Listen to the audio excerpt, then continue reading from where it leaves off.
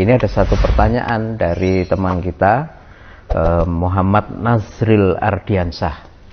Nah, ini beliau mau bertanya tentang filsafat nih ceritanya.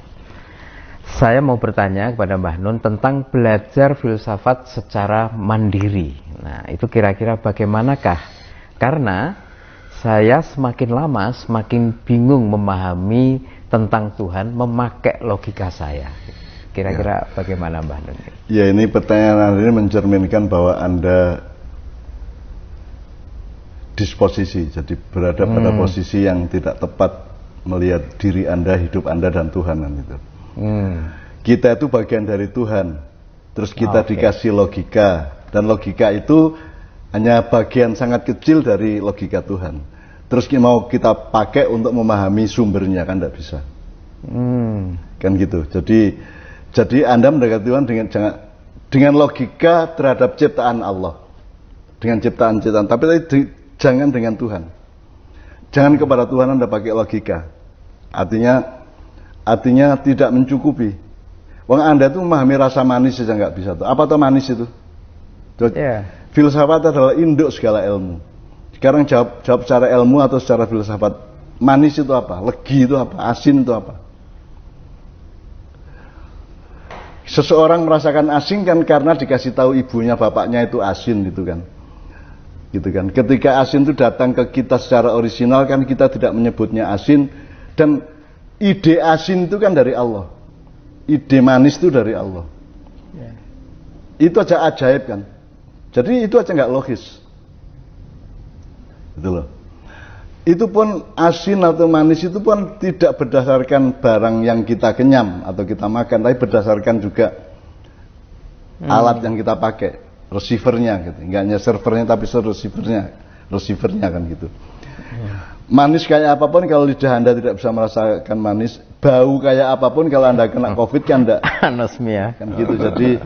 Jadi ini cara berpikir Anda ini bisa menjadi Covid untuk hidup Anda ini.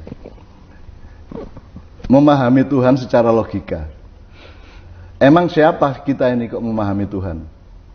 Tafakkaru fi khalqillah wala tatafakkaru fi dzatillah. Jadi pikirkanlah, logikakan, rasionalkan pemahamanmu segala macam tentang ciptaan Allah. Tapi jangan menghadapi Allah atau melihat Allah, menilai Allah, menimbulkan Allah dengan logikamu atau dengan karena puncak pengetahuan filsafat adalah ketidaktahuan. Jangan dipikir Anda belajar filsafat mau kuliah, mau mandiri, mau apapun terus puncaknya pengetahuan. Enggak. Puncak pengetahuan adalah ketidaktahuan. Puncak pengetahuan adalah kesadaran bahwa kita tidak mengerti. Wong orang tuh enggak bisa memahami yang saya ngomongkan manis, asin aja orang enggak bisa kok. Kamu pikir siapa yang punya ide asin itu dulu? Kok manusia dikasih ide asin, ini mambu, ini badek, iki apa jenenge? Iki apa liyane cara Jawa ya? Badek, kecut apa prengus, bajin, prengus segala macam. Kalau Jawa kan macam-macam. Pengalaman rasanya itu ya. Itu aja kita tidak paham. Kalau kita Tuhan dulu kan kita menciptakannya tidak kayak gini. Itu aja bagaimana logikanya? Kok Tuhan bisa loh punya ide mengenai manis? Kok Tuhan tuh punya ide mengenai bikin makhluk, ada yang melata kayak ular, ada yang lari kayak kijang, ada yang berdiri kayak manusia, ada yang terbang kayak burung. Itu kok punya ide itu loh Allah itu. Itu loh. Tidak logis bagi saya. Sebab kalau saya jadi Tuhan, saya tidak punya ide sampai seperti itu. Saya susah menjelaskannya karena ini bukan wilayah filsafat. Jadi kalau Anda menghadapi hidup ini dengan filsafat, Anda membuka pintu-pintu penderitaan. Oleh karena itu, yang ditawarkan oleh Islam bukanlah pemahaman terhadap Allah, tapi pemahaman dan apresiasi dan cinta kasih kepada ciptaan Allah. Gitu. Nah di situ nanti terrefleksikan hakikat Allah itu, tapi bukan Allah itu sendiri. Jadi bayangan Allah itu akan muncul di mana-mana, tapi it's not Allah himself itu, bukan Allah itu sendiri, tapi bayangan-bayangan Allah, ayang-ayang kalau bahasa Jawanya gitu. Jadi menurut saya Jangan berjalan di situ kalau saya. Jangan berjalan mempelajari filsafat untuk menemukan Allah. Ya ndak logis babar pisan. Kamu jadi kamu itu gimana? Siapa yang menciptakan, siapa namanya itu? Nasril Ardiansah, Muhammad Nasril Ardiansah. Ya, Nasril menjadi Azil, Nazril itu aja kan itu kan misteri yang tidak logis, luar biasa. Kamu lahir misalnya tanggal sekian tahun sekian itu ya. Kalau dikejar lagi, loh, kamu kan tidak lahir karena bapak ibumu tidak kawin. Jadi sebenarnya kamu itu hakikatnya lahir itu ketika bapak ibumu kawin. Gitu kan? Ya. Betul enggak? Okay. Kalau bapak ibumu tidak kawin, kamu tidak lahir hari itu, betul enggak? Jadi hakiki kamu lahirnya itu ketika bapak ibunya kawin.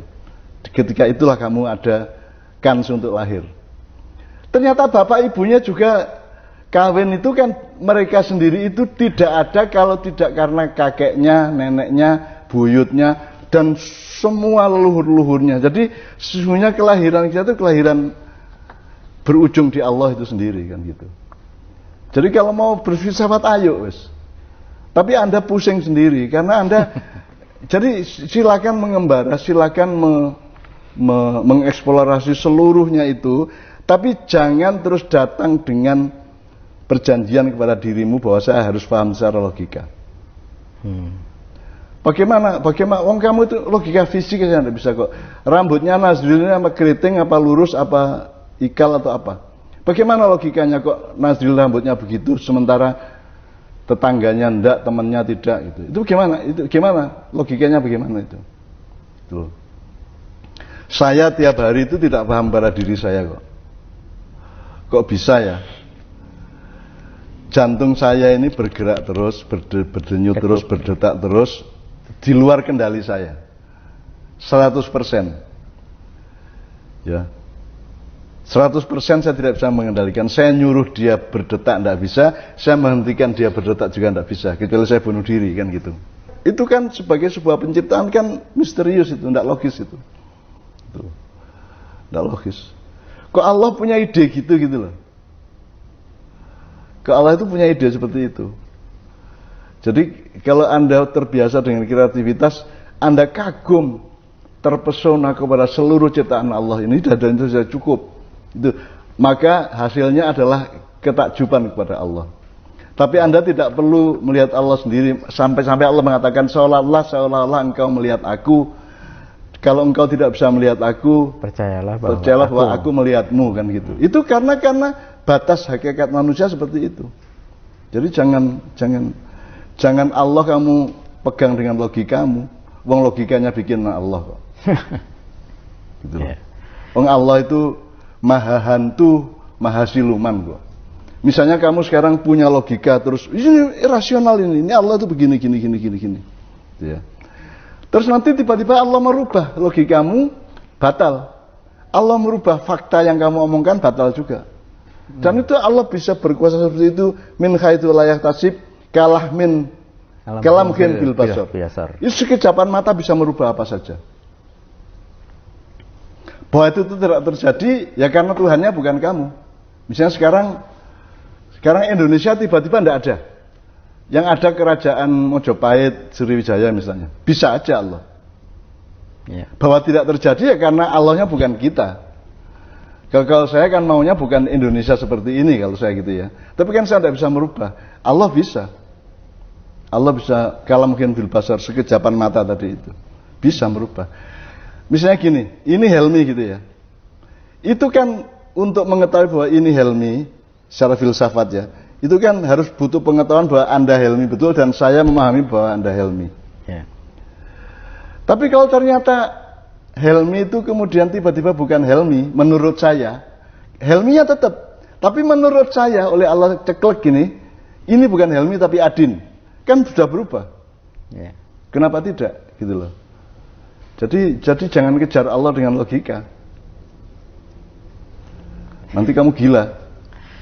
Oke. Dari pertanyaan Nazril ini, barangkali paralel juga dengan ini. Mbah Nun kan sering bertanya atau mungkin lebih tepat tuh mengkritik. Kalian lihat wajah Anda di cermin aja harusnya kan bersyukur. Melihat gigi Anda tidak tumbuh ke bawah itu bersyukur. Nah, ini kalau saya tarik ke agak dalam konteks pertanyaan Mas Nasril ini kan begini. Kita tidak mungkin dan tidak logis seperti yang tadi Mbak Nun sudah sampaikan mengcapture Allah secara definitif, objektif, memahami zatnya. Tetapi uniknya di sisi lain Allah itu menebarkan jejak-jejaknya di alam semesta, di ciptaan, ayang-ayangnya tadi. Tapi terhadap ayang-ayang tadi itu melihat macam-macam fenomena itu tidak serta-merta atau tidak kontan kita itu connect gitu ya. Gini nah itu ya, ada apa sebenarnya Mbak? Jadi kalau Anda pakai torikot filsafat, kan Anda terbentur kepada pernyataan endingnya pokoknya laisa kamitslihi syai'un. Allah itu tidak seperti apapun yang kamu rumuskan, yang pernah kamu ketahui, kamu lihat atau kamu apa. Allah tidak seperti apapun. Walam yakullahu kufuwan ahad. Ya, sudah Anda berhenti di situ dan Anda tidak perlu membantah itu karena batas Anda di situ gitu loh. Makanya kepada Allah itu bukan memahami Allahnya, tapi memahami polsenya, memahami kasih sayangnya, memahami keputusannya, kemauannya, kehendaknya dan seterusnya gitu. Orang Jawa mengatakan tan kino yang ngomong tan kino kinro. Allah itu tidak seperti apapun dan tidak bisa dikira-kira. Al-Quran mengatakan laisa kamitslihi syai'un. Allah itu tidak seperti apapun. Jadi Nasril ini mau merumuskan kayak apapun, logis apa tidak logis menurut dia, itu tetap bukan Allah. Apapun hasil pemikiran dia, tidak. Mau iya mau tidak, itu tetap semua bukan Allah. Pokoknya Allah itu bukan seperti yang kamu kira-kira, kamu rumuskan, kamu fahami atau apapun. Andaikan kamu mendapatkan rumusan logis, oh Allah itu begini-gini, yaitu perilakunya, sifat-sifatnya 99, 146 dan 30 segala macam itu kan gejala-gejalanya apa? Indikator-indikator kehadiran Allah. Tapi bukan Allahnya, kan gitu. Jadi kalau Allahnya nggak usah dicari, kamu tidak akan bisa mencari karena Rasulullah sendiri mengatakan pokoknya kalau kamu menyimpulkan apa mengenai Allah itu bukan. Jangankan Allah, akhirat aja enggak. Akhirat aja kita nggak bisa menyimpulkan. Coba sekarang Anda breakdown, bikin satu sistem atau bikin desain kehidupan akhirat coba dengan imajinasi filsafatmu. Apakah di surga itu nanti ada orang lahir, terus kita hidup sama kakek kita, sama ibu kita, kan gitu. Terus apa kita punya rumah dan punya tetangga, terus ada RT, RW, RK, ada kampung. Apakah kita perlu kerja, ataukah kita tinggal makan? Apakah ada persaingan di surga nanti? Kan itu aja tidak terumuskan kok. Kan kita tidak ngerti hidup tanpa makan. Kita tidak ngerti hidup tanpa persaingan. Gitu loh. Kita itu tertentu secara fisik di surga, sebagaimana di sini misalnya tinggi badan saya 172. Nanti di surga itu ada tinggi badan apa enggak? Di surga itu ada orang sholat enggak? Di surga itu ada pemerintahan apa tidak? Di surga itu ada mall apa tidak? Perlu mall apa enggak? Kalau selawatan, nyanyi-nyanyi, bergembira, mencintai Rasulullah, saya masih bisa bayangkan. Misalnya gini, Anda lihat di kota itu ada apa di kotamu? Oh ada pasar, di surga ada enggak? Gitu. Coba Anda breakdown, coba Anda desain. Ini ada korek Zippo ini. Ya, ada korek Zippo di akhirat ada enggak? Ada orang merokok enggak di sana? Segala macam. Coba gimana?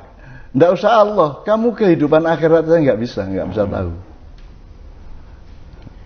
Enggak usah akhirat. Jin sekarang jin. Kamu kenal jin berapa, Nasril? Apa indikator bahwa itu jin? Kalau kamu orang Jawa, Nyai Roro Kidul itu jin apa manusia mukswa apa itu kutub lain dari jenglot misalnya? Emang kita ini punya logika apa? Makanya nama saya Ainun Najib, bukan Ainul Akal, gitu loh. Bukan Aklun Najib, gitu ya. Karena akal ini apa toh? Akal itu sangat terbatas. Makanya ini kalau diterusin Kalau dalam pemahaman modern kan ada akal, ada hati, ada otak kanan, emosi, ada otak kiri, logika. Itu juga bagi saya itu kan idiomatik aja, itu simbolik. Tapi tidak benar-benar seperti itu. Karena menurut saya hati dan pikiran itu bukan dikotomi. Gitu loh. Kalau saya Allah bertajalli, ya, kemudian dia berpusat berumahnya di hati kita, kemudian dia punya pegawai namanya akal.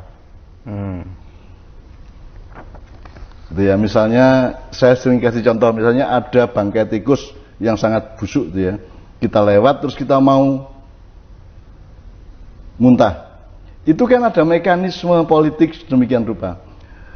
Bau tikus tadi, bangkai tadi masuk hidung, hidungnya terus kasih ke hati, hatinya nyuruh akal. Menurut kamu gimana akal? Terus akalnya memberi rekomendasi, sebaiknya enggak usah dicium baunya, gitu. Ya. Terus kalau bisa dimuntahkan aja. Terus akalnya ngasih rekomendasi, terus lapor ke hatinya baru menyuruh tenggorokan untuk muntah. Itu panjang lalu lintas birokrasinya. Tapi kan kita mengalaminya kan langsung gitu kan. Kan gitu. Jadi sebenarnya itu aja misterius, itu aja nggak logis kok bagaimana logikanya kok yang sering yang Helmi tadi bilang, lo untung gigimu itu dihentikan. Coba kalau gigi ini tidak berhenti pertumbuhannya, 2 kali lipat aja kan udah susah, kan udah benturan gitu. Nek merongos gini pun terus tidak dihentikan kan juga nanti sampai ke tanah. Ya itu kalau gigi. Tinggi badan kalau tidak dihentikan terus beli baju di mana kamu? Untung sama Allah itu ditentukan umur 22, 23 average rata-rata. Rata-rata sudah berhenti pertumbuhannya itu. Jadi kalau alat kelaminmu tidak dihentikan sama Allah, memanjang sampai keliling Jogja, terus melungker di alun-alun gitu, dan seterusnya. Coba gimana? Itu semua Anda tidak bisa memahami dengan logika. Kepada Allah itu hanya takjub, kemudian tawakal dan online lah, mengakses terus lah. Justru karena puncak filsafat adalah ketidaktahuan. Kalau Anda masih tahu sesuatu, itu belum sampai puncak berarti. Kalau Anda sudah sampai ke puncak pengetahuan, hasilnya adalah ketidaktahuan. Makanya kita hanya dikasih kalimat Rabbana ma khalaqta hadza batila subhanaka wa qina adzabannar. Cuman itu kalimatnya, dan itu Allah kasih paket. Udahlah, ucapkan itu aja daripada kamu cari-cari aku dengan logika. Udahlah. Pokoknya ya Allah, Engkau tidak sia-sia menciptakan semua alam semesta dan makhluk-makhluk ini. Engkau Maha Suci dan subhanaka wa qina, dan ya Allah, hindarkan aku dari api neraka. Nah, mungkin api neraka itu adalah kalau kita menempuh sesuatu yang tidak pada tempatnya, tidak pada arahnya kan gitu. Iya. Kan Allah jelas walam yakullahu kufuwan ahad. Kamu mau logis kayak apapun, puncak logikamu adalah tidak logis. Kamu mau tahu kayak apapun, puncak pengetahuanmu adalah ketidaktahuan. Seluruh saya menulis sampai hampir 100 buku itu kan semua itu kan hasil ketidaktahuan saya. Maka saya menulis karena saya tidak tahu. Kalau orang modern kan karena saya tahu maka saya menulis. Enggak. Saya menulis karena saya tidak tahu, maka saya mencari. Di tengah mencari itu saya catat pencariannya kan gitu. Itu aja udah beda kok. Itu antar kita loh, belum lagi sama Allah. Jadi menurut saya Mas Nazril, Anda sangat menarik dengan pertanyaan Anda ini, tapi menurut saya mudah-mudahan Allah mengizinkan untuk sampai kepada batas di mana Anda akan mengatakan Rabbana ma khalaqta hadza batila subhanaka wa qina adzabannar. Sebelumnya Anda akan menemukan walam yakullahu kufuwan ahad, atau laisa kamitslihi syai'un. Allah itu tidak seperti apapun yang bisa dirumuskan oleh logika, tidak seperti apapun. Itu semuanya bayang-bayang aja gitu. Itu ya, oke. Makanya ulama dulu ngelatih kita itu pertama, Allah itu siapa? Zat sing wajibil wujud. Itu satu filosofi yang luar biasa. Nah, kemudian setelah itu ada setan-setan kecil yang nganggur, yang iseng. Nah, itu nggak usah kamu perhatikan. Tinggal delok TV, ngopi, terus tinggal nyate kelata. Enggak saya tamak, pingsan dhewe. Syukur-syukur stres dhewe. Dugaan saya setan saya wis pingsan, kurang gizi. Karena memang setelah itu setan goda gini. Lalu sebelum Allah jangan-jangan ada wujud yang lain. Jangan. Lalu Allah sendiri awal mulanya gimana? Kata Nabi, jika ada pertanyaan seperti itu kamu harus berhenti. Tinggal delok TV atau tinggal penting delok dangdutan. Ya kalau kepeksa ora apa-apa, kelasem ae. Saya tidak menghalalkan tapi kan sudah kamu lakukan. Karena itu lebih baik ketimbang pertanyaan filsafat. Banyak orang yang dulu sholat ketika sekolah filsafat tidak sholat. Alasannya sampai menemukan jati diri itu Tuhan. Dan itu bahaya sekali karena Nabi berkali-kali bilang kamu jangan mikir tentang Allah pasti rusak. Orang kok mungkin rusak dari Nabi pasti rusak. Nah cara menghentikan gimana? Karena setan ini makhluk. Akal-akalannya gampang. Tadi tak warai. Saya sebagai ulama atau sebagai manusia atau sebagai orang awam atau sebagai siapa saja. Kadang ada pertanyaan seperti itu. Tak tinggal anggeling dharma, kan pusing setan. Kan ngenteni. Weh, ngenteni bar lo anggeling dharma. Bariku aku lesu mangan mie. Bar mangan mie waret turu. Kan dia ngenteni terus mau bikin was-was lagi. Ternyata saya sibuk kan enggak bisa masuk deh. Bangun tidur aku selali pertanyaan tadi. Dinteni. Nah, dia masuk lagi aku sibuk ngajak anak jalan-jalan. Jadi saya kalau jalan-jalan di pasar itu wis enteni tan santai wae. Itu memang resep dari Rasulullah. Jangan sampai orang terjebak filsafat yang sampai menanyakan eksistensi Tuhan. Dan dia tidak mau iman, tidak mau sholat, tidak mau puasa sampai menemukan Tuhan itu siapa. Itu jelas minas syaitonir rajim, itu perilaku setan. Makanya Rasulullah setiap ditanya sahabat gitu itu Nabi guyu-guyu. Dan guyunya Nabi itu unik. Kata Nabi, baguslah kalau kamu takut Tuhan kalah. Kata Nabi. Nabi gojok gitu. Maka ada ulama yang punya seni berargumentasi, yaitu Imam Ghazali. Jika setan tanya kamu, lalu sebelum Allah jangan-jangan ada wujud yang sebelum Allah. Kata Imam Ghazali, ya itu saja yang Tuhan. Yang Allah ini enggak jadi Tuhan. Ya berarti wujud sebelum Allah itu yang benar-benar Allah. Kalau kamu bayangkan lagi, jangan-jangan sebelum itu ada wujud lagi. Ya itu saja yang benar-benar Allah. Sehingga tetap Allah itu menang terus. Paham ya? Yang jelas jangan sampai didahului Adam. Karena kalau didahului Adam lebih ngeri lagi. Karena sesuatu yang enggak ada menciptakan yang ada. Itu lebih buruk lagi menurut akal. Menurut apa akal? Nah, daripada kamu nggak salim Imam Ghazali, tinggal saja ndelok. Tadi ndelok sinetron. Itu yang lucu-lucu aja. Ndelok sing lucu-lucu. Ndelok apa? Mencari Tuhan. Pokoknya sing aneh-aneh, sing goblok-goblok, sing lucu-lucu, sing perane wong apa? Lha saya sering diproses saya. Gus Salim jenengan kok sering ndelok sinetron sing ana dialog wong goblok-goblok. Wong goblok ku menarik cara kula. Apa ya? Cara pandang itu di luar dugaan saya karena kula berkali-kali lho kalah wong goblok. Jadi makanya ini tak cerita nih beberapa kali yang jari Gus cerdas berkali-kali kalah sampai goblok. Ada seorang santri itu ingin dibelikan bapaknya itu sepeda motor. Bapaknya wong desa, senengane ngrumat sapi wedhus. Lah menurut saya ya orang tuanya itu mampu lah, sangat mampu untuk beli itu. Pak mbok ditukokno mawon wong sepeda motor. Kata bapaknya, "Anakku nu jog mondok tak goblok, Gus.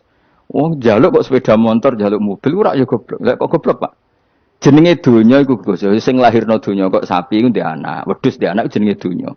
Di mana-mana jenenge donya sing lahirno donya. Iki donya kok mangan donya. Mergo motor iku kan tuku bensin, mobil. Iku cara dekne iku goblok Gus. Batin berarti kabeh kiai goblok perkarane tuku donya sing ngentekno donya. Cara dekne donya iku sing lahirno donya. Batin kok pinter iki batin. Untungnya saya ini ulama ya, ahli tafsir ya malu. Sebenarnya kalah itu ya malu. Tapi saya sebagai orang objektif fair, itu teori benar apa? Jadi donya iku ya sing lahirno donya. Donya kok mangan donya iku goblok. Untungnya dia dengan saya itu jaraknya 5 kilo 7 kilo karena tidur. Lala dia diterkon sepeda motor, aku tetap mau kalah. Pak, nanti jalan kaki saja. Karena kalau pakai motor ini kegoblokan kata saya. Terus mendingan nih. Loh Gus mau kalah tadi.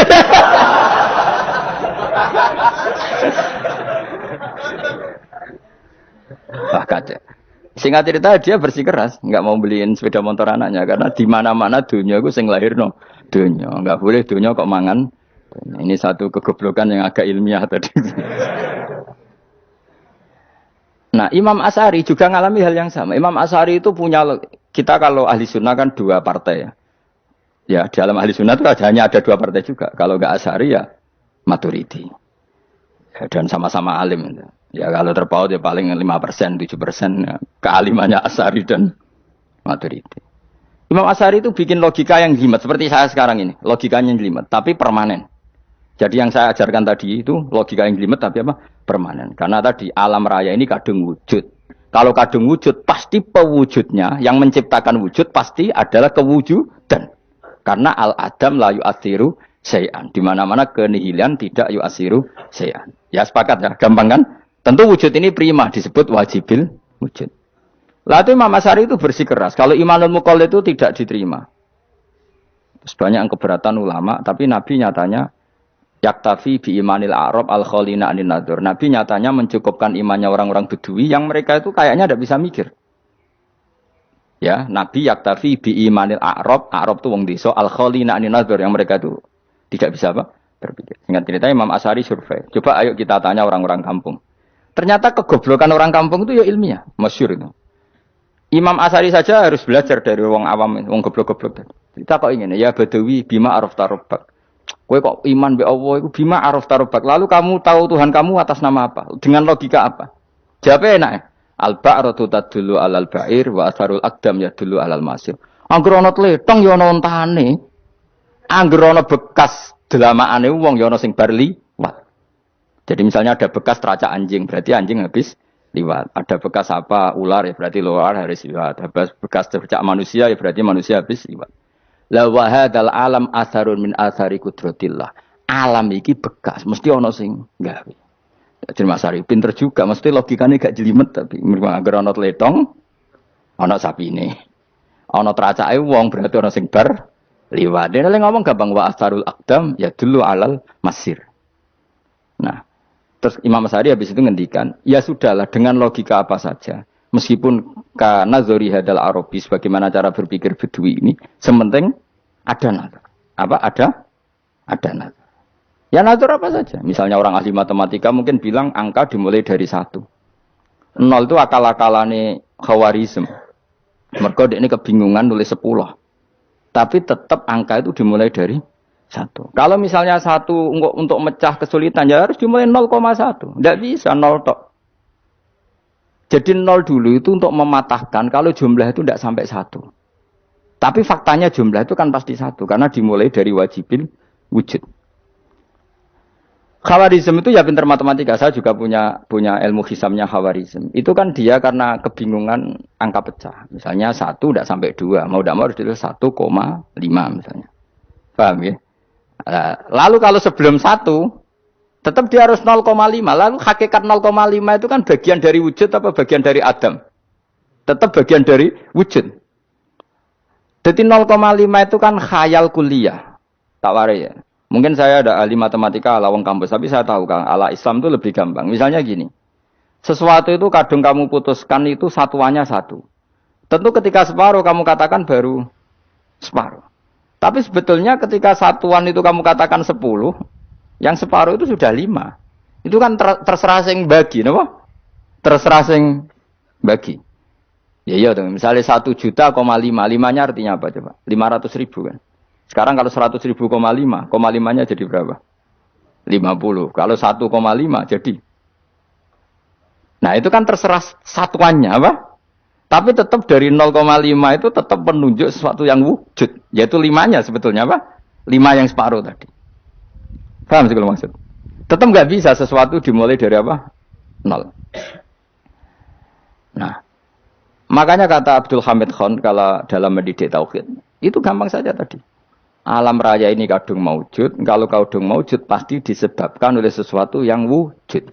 Karena wujud pencipta harus berstatus prima. Lah prima ini atau premium ini kita sifati wajibil wujud. Atau kamu katakan apalah kausa prima atau musabibul asbab. Nah kelirunya kita dalam berislam itu, kritiknya para ulama, kita ini nyebut Allah dulu baru menceritakan status Allah. Kalau zaman Nabi itu dibalik. Status wajibil wujud itu kita terangkan dulu, baru yang oleh Islam itu namanya Allah. Paham ya? Kan beda, misalnya gini logikanya gini, kamu ketemu orang ateis, saya ulang lagi, kamu ketemu orang ateis, terus kamu ditanya, lalu alam ini yang menciptakan siapa? Allah Jalla Jalaluh. Mesti kan tanya, man huwa Allah itu siapa? Kalau dulu Islam mengajarkan enggak gitu. Surat pertama turun apa coba?